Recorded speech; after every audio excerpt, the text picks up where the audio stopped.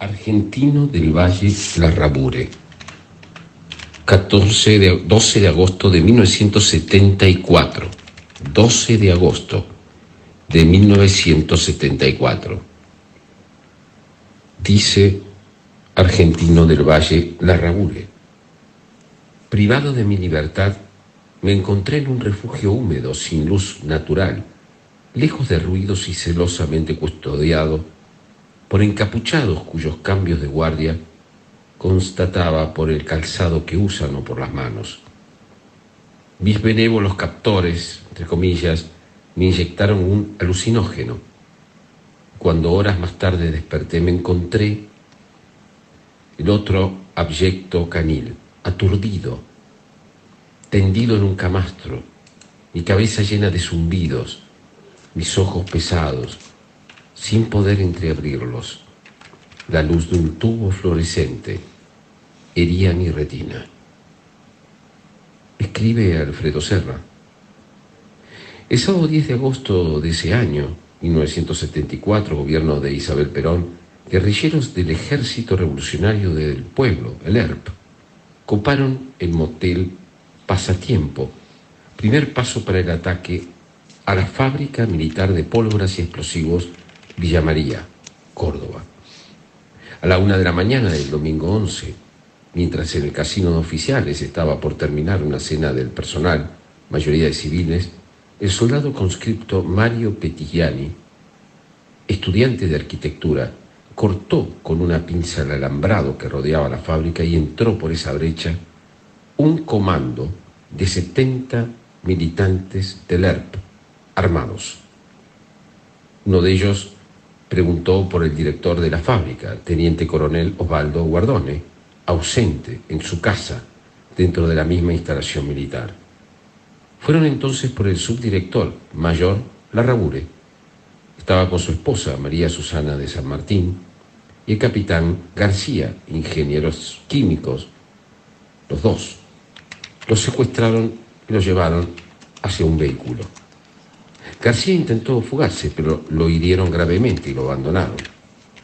En el breve combate murió un policía, hirieron a 7 militares y los atacantes robaron 120 fusiles FAL, otras armas y explosivos. Larrabure fue encerrado en una celda debajo de una mercería, Garay 3254, esquina Pasaje Bariloche, barrio Bellavista, Rosario.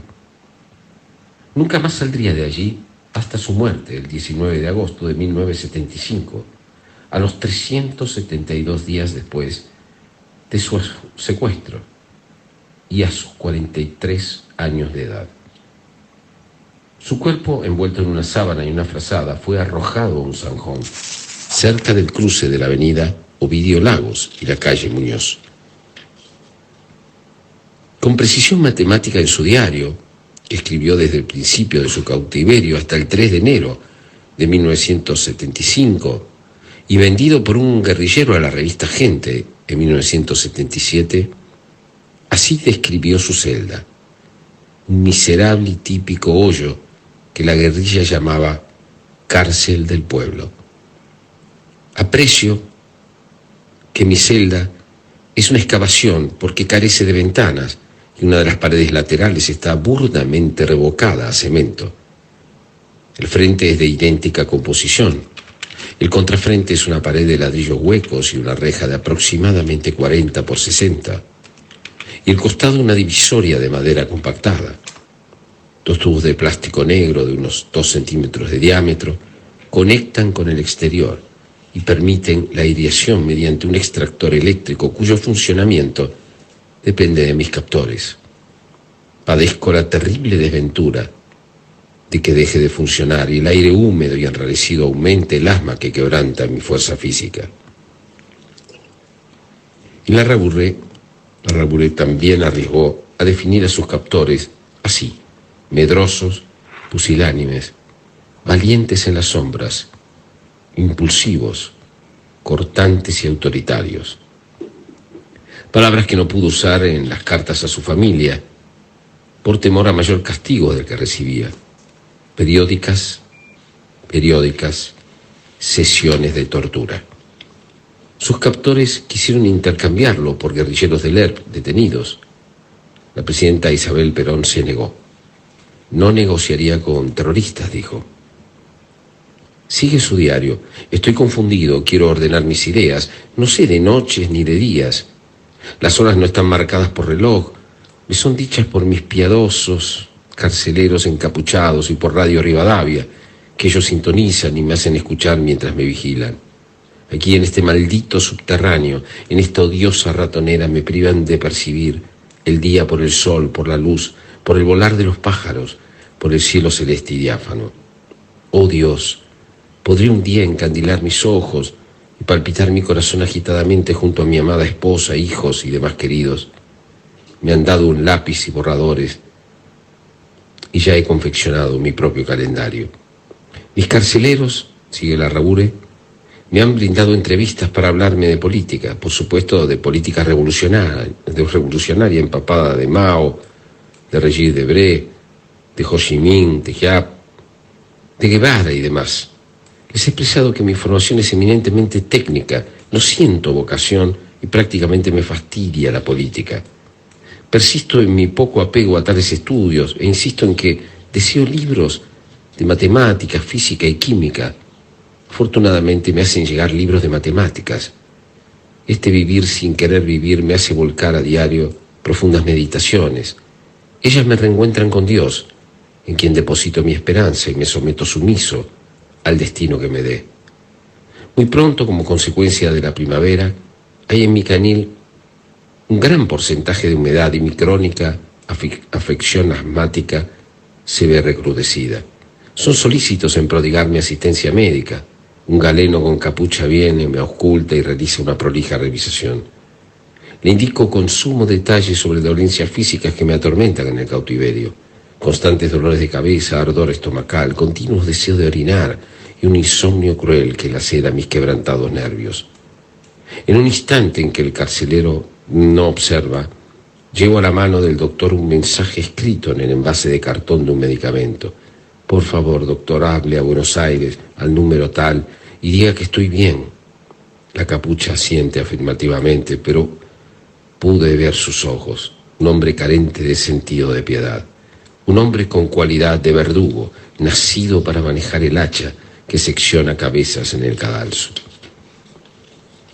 Un encapuchado me visita y me dice: Mayor, no se desespere y no trate de quebrantar su prisión. Usted permanece en la cárcel del pueblo porque el ejército al que usted pertenece lo ha abandonado. No estoy abandonado, le dije. Mi ejército no me abandonará jamás. Usted tiene una evidente inestabilidad emocional, mayor, pero puede lograr su libertad, me dijo. ¿A cambio de qué?, pregunté. Usted es especialista en armas y explosivos, mayor. Acepte trabajar como asesor para las fábricas de nuestra organización y será libre. Por ese precio no, le dije. Y escribo en mi diario: de hijo mal parido sería trocar este mísero encierro por una libertad física, mientras mi alma se envilece en el fango de estos miserables. Hago gimnasia moviendo mis brazos y piernas en flexiones interminables, pues quiero fatigarme. La fatiga me prodigará el sueño, pero a pesar de ello no puedo dormir y debo recurrir al carcelero para que me facilite un barbitúrico. Me entrega un Valium de 5 miligramos. Solamente con la ayuda de esta droga logro conciliar algunas horas de sueño profundo y relajado. Calladamente rezo pidiendo a Dios que no me abandone en una locura humillante. Quiero morir como el quebracho que al caer hace un ruido que es un alarido que estremece la tranquilidad del monte. Quiero morir de pie, invocando a Dios, a mi familia, a la patria, a mi ejército, a mi pueblo no contaminado con ideas empapadas en la disociación y en la sangre, de haber captado un mensaje de despedida de un ser muy querido. Quizá mi esposa, mi madre, mis hijos, mis hermanos. Estoy seguro, convencido de que un hecho luctuoso abate a mi familia. Posteriormente se comprobó que ese día, mientras tenía esa intuición lúgubre, ese día murió Carmen Conde, su madre. El 4 de enero, sigue en su diario, sorpresivamente sentí voces de mi hija, salía de su búsqueda y me encontré con 3 hombres y una mujer joven que hablaban en una habitación. Le vi las caras y la contracción de sus mejillas, su palidez ante el peligro que supone la presencia de un hombre cautivo que los encuentra desarmados. Pude pegar, rompí un vidrio, pero fui desvanecido por mis siniestros carceleros, y cuando desperté estaba maniatado de pies y manos en mi camastro.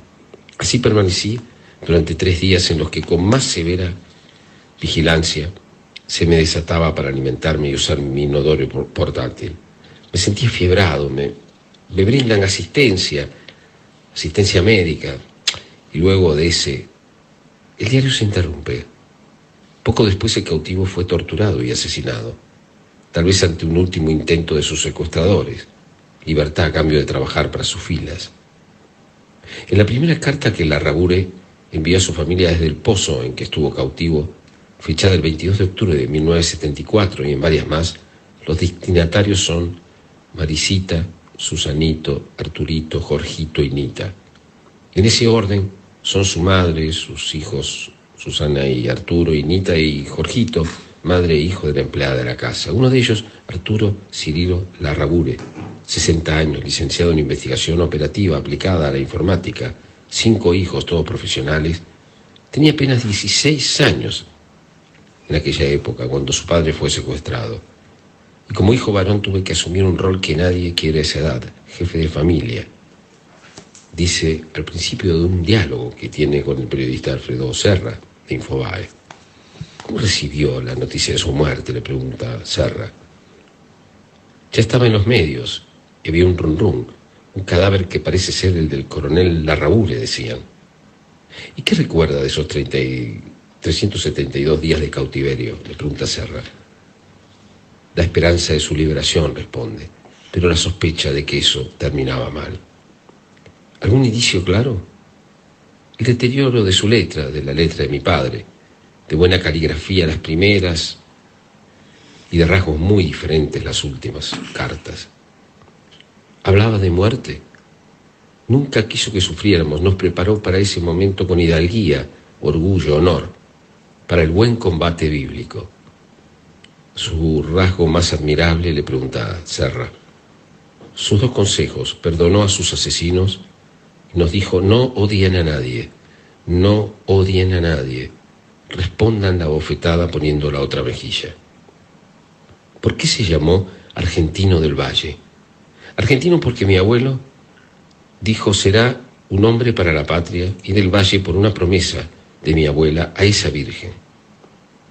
¿Otra frase que lo define?, pregunta Serra. Una frase de mi padre: aún el peor gobierno democrático es mejor que un golpe dado por las Fuerzas Armadas. ¿Y cómo lo crió? Me marcó mucho su visión del estudio. Se trata de horas sillas, nos decía mi padre. Tienes que calentarla, concentrarte, superarte. Solo a través del estudio hay progreso. Él vivía rodeado de libros. ¿Y cómo fue la vida de su madre al quedar viuda? Muy difícil. No quedó bien, no quería comer, quería morir. Y se fue de este mundo a los 69 años. Lo peor después de su muerte, pregunta Serra, la llegada de los Kirchner. Llevábamos 30 años con la serenidad que da el paso del tiempo, pero ellos fueron como sal en la herida. ¿Algo que aún lo emociona? Mi padre cantaba el himno mientras lo torturaban. Mi padre cantaba el himno mientras lo torturaban. Y un gran dolor, le pregunta Serra, que su muerte no haya sido considerada crimen de lesa humanidad. Fue mi tercera batalla la judicial, una larga serie de fallos vergonzosos, vergonzantes e ideologizados. El caso está en el estrado superior, la Corte Suprema de Justicia. Y si no hay fallo favorable, iré a las cortes internacionales. ¿Y cree en la teoría de que su padre se suicidó? Absolutamente no, responde. Está probado. La primera autopsia, cuenta Serra, dictaminó muerte por estrangulación. El profesor Paul Louis, experto de la Tulane University de New Orleans, escribió: Larrabure estaba en medio de un canto cuando sus captores lo estrangularon con un cable y, moribundo, recibió un golpe mortal en el cráneo. Otras opiniones, con su salud quebrantada, y en el límite de sus fuerzas, casi imposible que se suicidara. Se llamaba Argentino del Valle Larrabure. Su crimen no tuvo castigo y no hubo justicia.